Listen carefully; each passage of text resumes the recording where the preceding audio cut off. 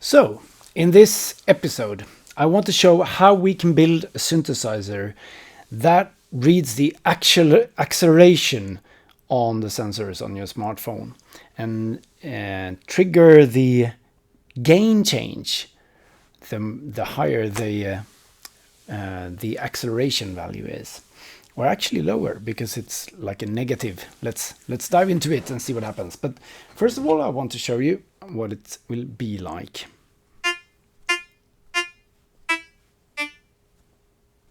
So something like a xylophone or so with a stick that you can hit different notes. It will also be sharper if you hit something hard than if you just do it in the air. And maybe it's time for a few kind of warnings here. So when we start doing this, we can of course break our phone, which is a bad idea. We also run into various different behaviors, like when I do like fast rhythms, it starts to kind of, stop the browser from working and open up the different tabs.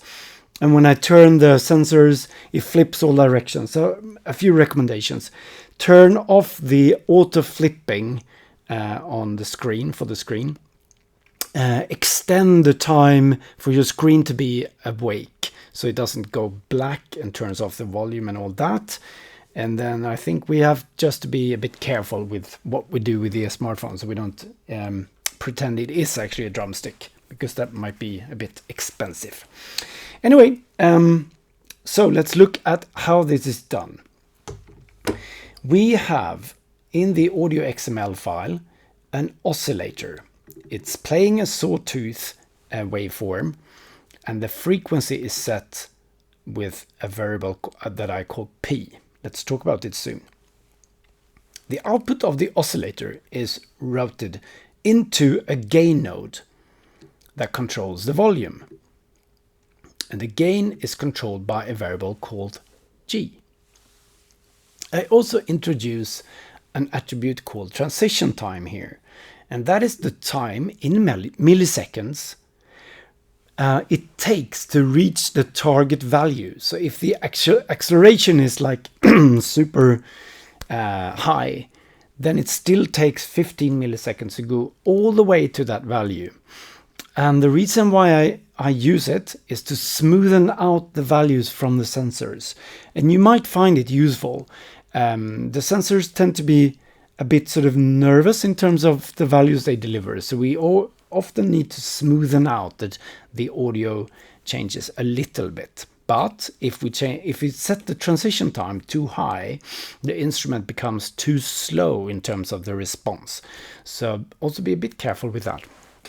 You can apply the transition time to any like place in your code. So if we put it on the oscillator, then we will actually have a portamento between the different pitches, because the change to the new frequency will take some time. But now when I put it on the gain node, it will just affect how the gain respond to the sensors. All right, to the variables. The first one is quite similar to what we dealt with in earlier episodes. The only change I did here that I think is quite interesting is that I put the numbers of the pitches backwards. So I start with the highest number, goes down to the lowest. That makes it possible to have the lowest note to the left and the highest note to the right, which feels very familiar with me, for me as a pianist. Otherwise, that is exactly the same as we've done before. The new thing here is the DeviceMotionAcceleration Z. That will be the acceleration towards the Earth. So we have acceleration in 3 different axes, X, Y, and Z. And I had to fiddle around a little bit to find a useful range for my acceleration Z values. But I tried out a few times and discovered that if I gave them values between -100 and -20, that would pick up the retardation that happens when I hit something or when I stop in the air. So that is actually the speed reducing from high to no speed at all. And the higher the speed, the higher the negative acceleration will be when it stops. So that will be toward kind of -100 on my phone. That will be mapped to 1. And 1 is the maximum volume for the gain node. So that's how we get the volume peak when the stop is fast, the retardation is fast. If it's a softer retardation, when I do it in the air, it's rather sort of -20. And so that will be the softest retardation I will pick up at all. So if the retardation is less than -20, it will still map to 0. And also if I accelerate, that will be a positive value. When it goes downwards, that will be still above -20, which means that it will still map to 0. So the volume will be 0 when I accelerate positively downwards, but then when I stop, we have a retardation, and then the negative value rises, and that will map towards 1.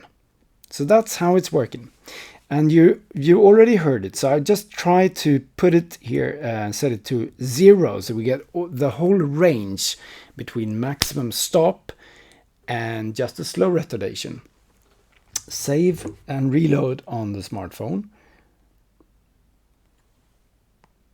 And listen to the result. So now it's much more sensitive.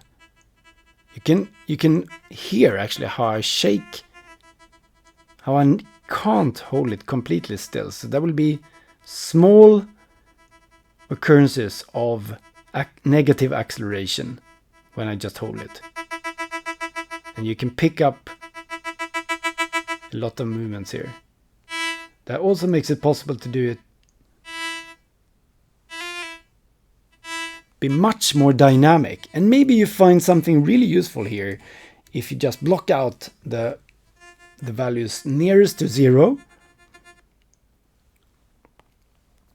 So it is quiet when I hold it, but it's still quite sensitive.